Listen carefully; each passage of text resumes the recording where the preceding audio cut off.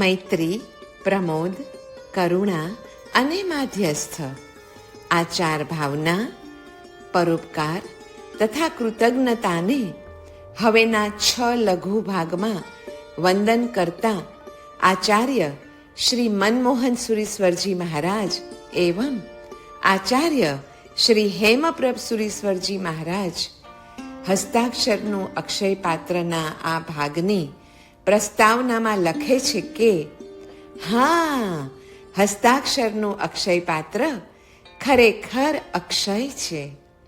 તેના 68 ભાગમાંથી નવકાર મહામંત્રના ચિંતનોનો સંગ્રહ કરી 9 ભાગ સંપન્ન કર્યા પછી હવે મૈત્ર્યાદિ 4 ભાવના, પરોપકાર, કૃતજ્ઞતા એ બધા ગુણને લગતા પૂજ્ય અધ્યાત્મયોગી પન્યાસ પ્રવર શ્રી ભદ્રંકર વિજયજી ગણીવર્યના અપૂર્વ ચિંતનોનો સંગ્રહ પણ આત્મભાવને ઉજાગર કરે એવો જ છે.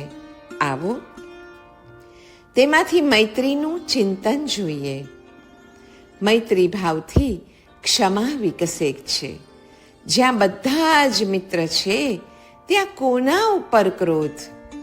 મૈત્રીનો સાધક ક્રોધ ન કરે, સદા શાંત જ રહે. મૈત્રી ભાવથી નમ્રતા આવે. સૌ સમાન છે ત્યાં અભિમાન કેવું? મૈત્રી ભાવનો સાધક રૂપ, ગુણ કે ઐશ્વર્યનું અભિમાન ન કરે તે નિરાભિમાન જ રહે. મૈત્રી ભાવથી સરળતા પ્રાપ્ત થાય. જ્યાં મિત્રતા જ વર્તે ત્યાં જુદાઈ કેવી? મૈત્રી ભાવનો સાધક કોઈ પ્રકારની કપટ ક્રિયા કરવાનું વલણ ન ધરાવે, કિંતુ સરળતાને જ ધારણ કરે. અને ચોથું, મૈત્રી ભાવથી સંતોષ અનુભવે. મિત્રતા જ વર્તે ત્યાં તૃષ્ણાને જગ્યા જ ક્યાંથી? મૈત્રી સાધક પાસે કાંઈ ન હોય તો પણ સંતોષનું પરમ સુખ અનુભવે. ખરેખર જો આપણો આત્મા આ 4 ભાવનાઓથી ભાવિત થઈ જાય તો આ ભાવમાં જ આત્મવિકાસ સધાઈ જાય.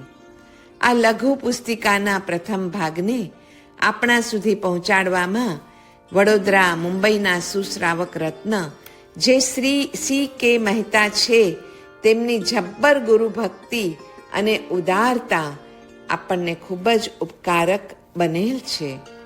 તેઓ આ ભાગની પ્રસ્તાવનામાં બહુ સરસ લખે છે કે મૈત્રીના મહેરામણ હતા મારા પૂજ્ય ગુરુ મહારાજ.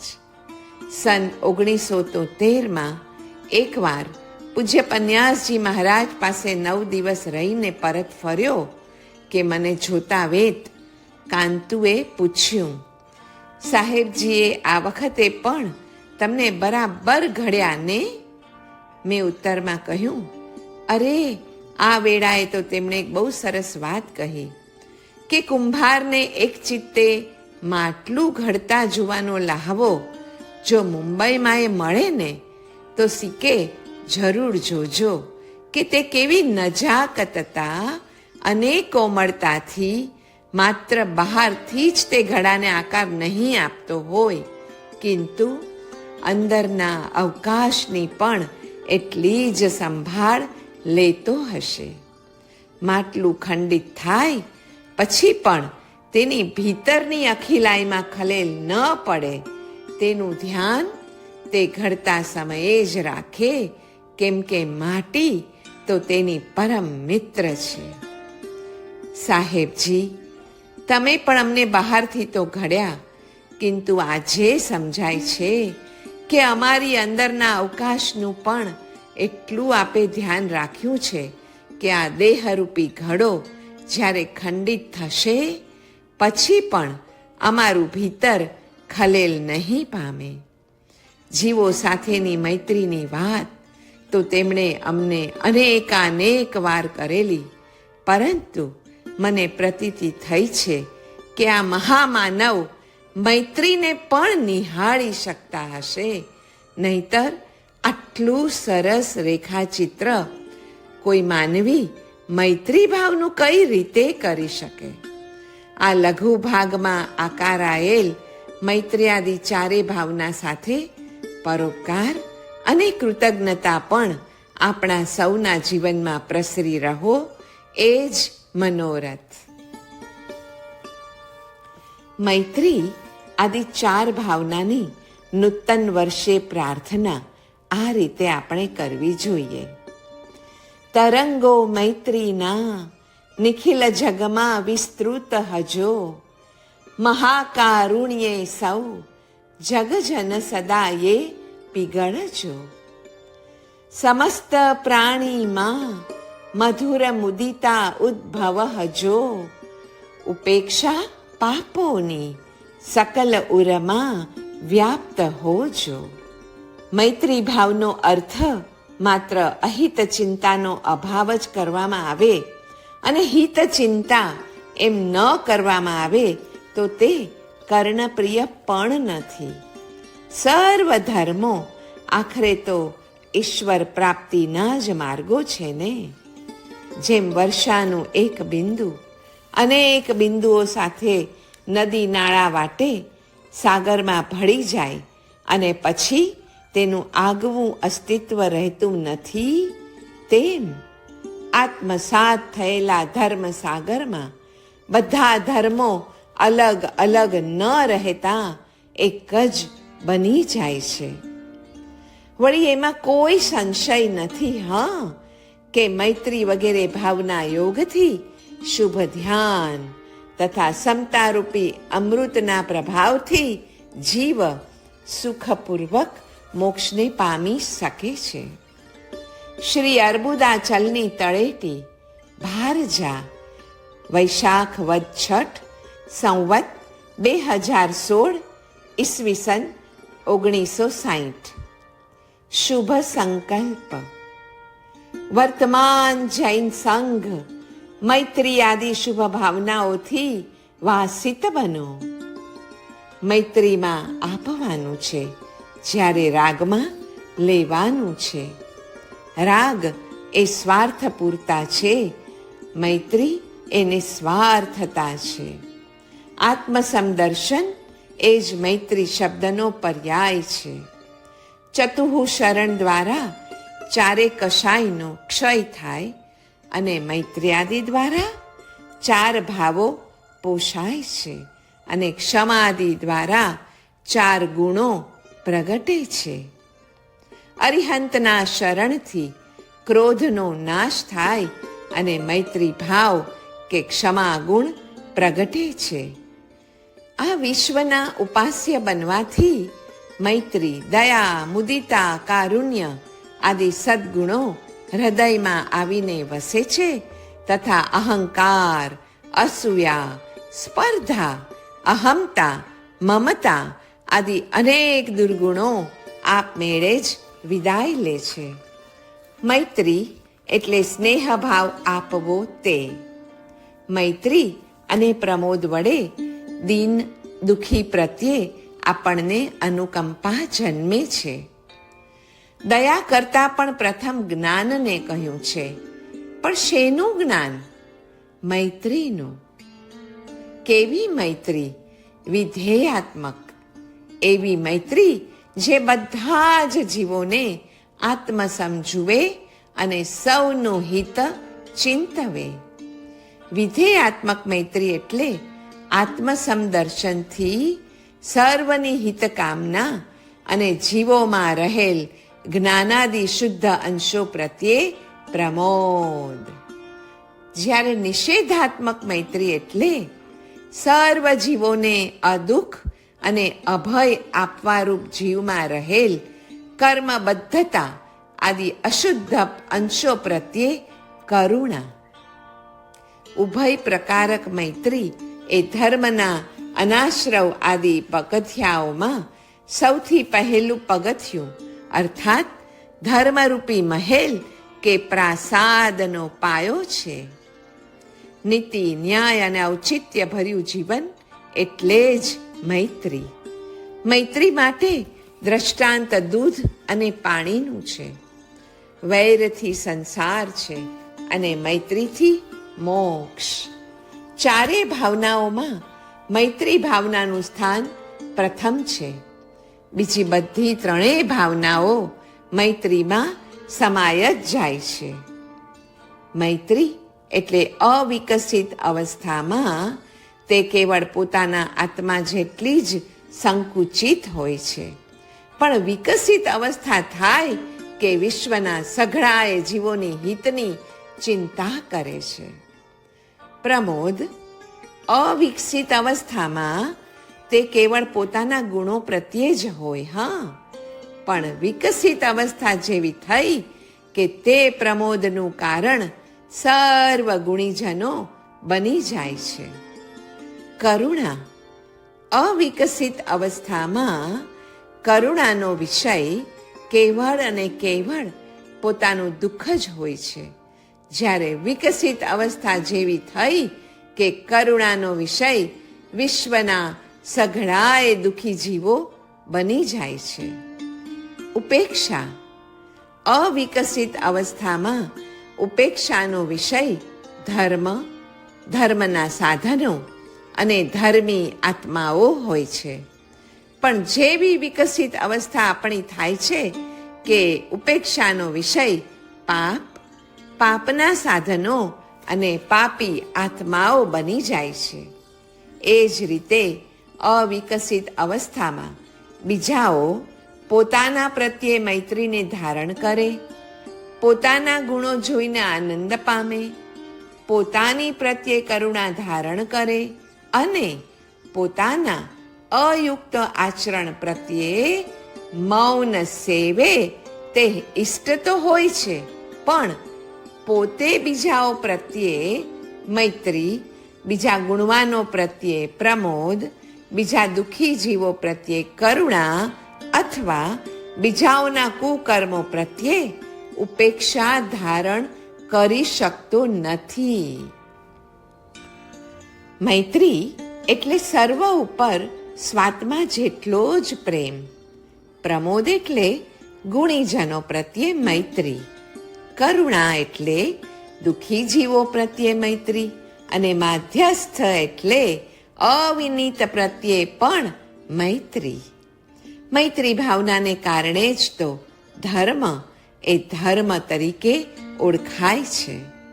ધર્મની વ્યાખ્યામાં પરમ પૂજ્ય આચાર્ય શ્રી હરિભદ્ર સુરીજી કહે છે કે મૈત્ર્યાદિ ભાવોથી યુક્ત હોય તે જ ધર્મ છે. યોગની પહેલી દ્રષ્ટિ પણ મિત્રા છે. મૈત્રી અને કરુણા એ બંને વાસિત દિલમાં જ યોગના બીજોનું વાવેતર થઈ શકે છે. અમૈત્રીના દોષો અને મૈત્રીના ગુણો સદાને માટે વિચારવા. અમૈત્રી માનસિક પરિગ્રહ છે, જ્યારે મૈત્રી નિષ્પરિગ્રહી અવસ્થા છે. અમૈત્રી એ સવિકલ્પ છે, જ્યારે મૈત્રી એ નિર્વિકલ્પ દશા છે. ગાયને પહેલી જ વાર જન્મેલા એક દિવસના વાછરડા પ્રત્યે જેવો પ્રેમ હોય છે તેવો જ પ્રેમ સર્વ જીવો પ્રત્યે રાખવો તે વિશ્વ વાત્સલ્ય રૂપ મૈત્રીનો ભાવ છે. ભૌતિક જીવનમાં જેટલી ઉપકારકતા જલ અને વાયુની છે, આધ્યાત્મિક જીવનમાં તેટલી જ ઉપકારકતા મૈત્રી અને પ્રમોદની છે. પૂર્વે આપણે કોઈનું બગાડ્યું ન હોય તો આપણું આજે કોઈ બગાડે નહીં એ વિચાર અથવા મારું બગાડનાર આત્મા મોહનીય કર્મને પરાધીન છે, હું અશાતા વેદનીય કર્મને પરાધીન છું અને કર્મોદયને તો કોણ રોકી શકે, એવો વિચાર પણ મૈત્રી ભાવ તરફ આરાધકને ખેંચી જાય છે અને પછી તો મૈત્રીથી શાંતતા, નિસ્પૃહતા અને ક્ષાંતતાની ભેટ મળે છે. અમૈત્રી એ પણ એક જાતનો પરિગ્રહ જ છે. અમૈત્રી રૂપ પરિગ્રહને કારણે ઈર્ષ્યા અને વારંવાર ઈર્ષ્યા થવાને કારણે પછી અસૂયા ઉત્પન્ન થાય છે અને એમાંથી જ પછી ક્રોધ અને દ્રોહ રૂપી દુર્ગુણો જન્મે છે. ઈચ્છા અને મૂર્છા એ બંને પણ આંતરિક પરિગ્રહ છે, અમૈત્રીની જેમ જ. મને જ બધું સુખ મળો, મને જ સુખના સાધનો મળો, એવી ઈચ્છા તીવ્રપણે હોવી, એનું જ નામ મૂર્છા. પછી મૂર્છામાંથી જ લોભ અને તૃષ્ણા જન્મે. તે પૂર્ણ થાય નહીં ને ત્યારે સંક્લેશ અને માનસિક દુઃખ જન્મે છે. આ સંક્લેશ જેટલા પ્રમાણમાં અધિક, તેટલા જ પ્રમાણમાં જીવન અશાંતિમય બની જાય છે.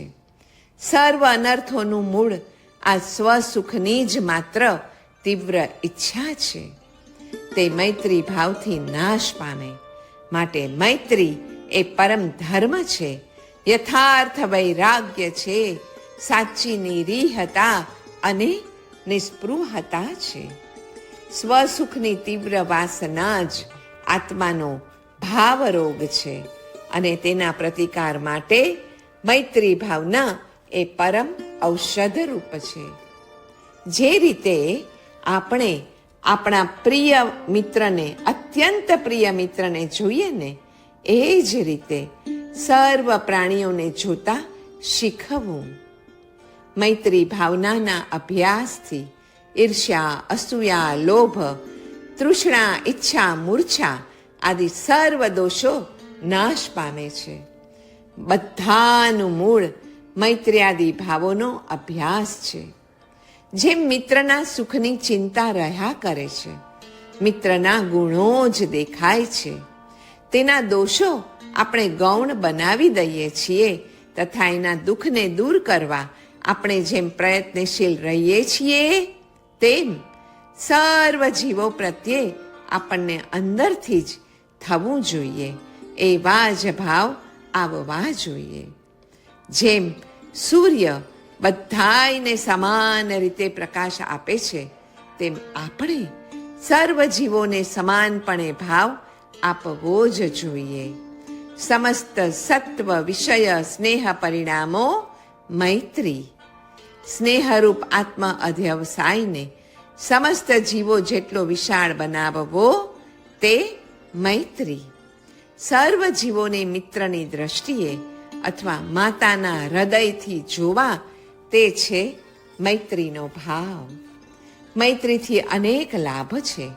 મૈત્રી ભાવનાથી ક્ષમા, નમ્રતા, સરળતા અને સંતોષની પ્રાપ્તિ થાય છે. અરે જ્યાં બધા જ મિત્રો છે, ત્યાં ક્રોધ કોની ઉપર? અભિમાન પણ શા માટે? અરે વંચના પણ કરવી તો કોની કરવી, અને લેવાનું પણ કોની પાસે? ક્રોધાદિ કશાયો મૈત્રીની ભૂમિકા ઉપર નિર્બળ થઈ જાય છે, પછી તેને કોઈ અણગમો રહેતો નથી. તીર્થંકરોનું શાસન અતીવ ગૂઢ છે. તેનો પ્રકાશ મૈત્રી ભાવનાથી ભાવિત અંતઃકરણમાં જ પડતો હોય છે. ચિત્તમાં રહેલા દ્વેષ આદિ મલો મૈત્રી ભાવના રૂપી જલથી ધોવાઈ જાય છે અને તેથી નિર્મલ બોધની પ્રાપ્તિ થાય છે. મૈત્રી ભાવના દ્વારા સર્વ પ્રાણીઓ તેના એક તરફથી નિર્ભય બને છે, તેથી પોતાને પણ નિર્ભયતા પ્રાપ્ત થાય છે.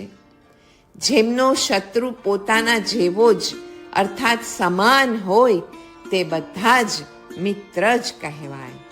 અહિંસામાં મૈત્રી ભાવનાના સાક્ષાત દર્શન થાય છે. શ્રમણોનું જીવન સંપૂર્ણ અહિંસામય હોવાથી તે આત્માઓ જીવન સ્પર્શી મૈત્રીમય હોય છે.